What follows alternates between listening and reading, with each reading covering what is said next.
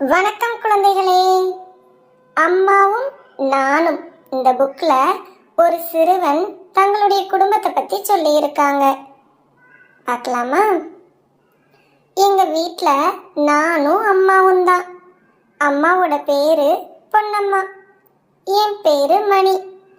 அம்மா சீக்கிரம் எழுந்துடுவாங்க, நான் லேட்டு தான். அம்மாவும் நானும் சேர்ந்து வேலை செய்வோம். அம்மா சமைப்பாங்க, நான் படிப்பேன். அம்மா வேலைக்கு போவாங்க, நான் பள்ளிக்கூடம் போவேன். சாயங்காலம் நான் விளையாடுவேன், அம்மா கதை பேசுவாங்க. ராத்திரி அம்மாவும் நானும் ஒன்றா சாப்பிடுவோம். எனக்கு அடிக்கடி ஊட்டி விடுவாங்க அம்மா.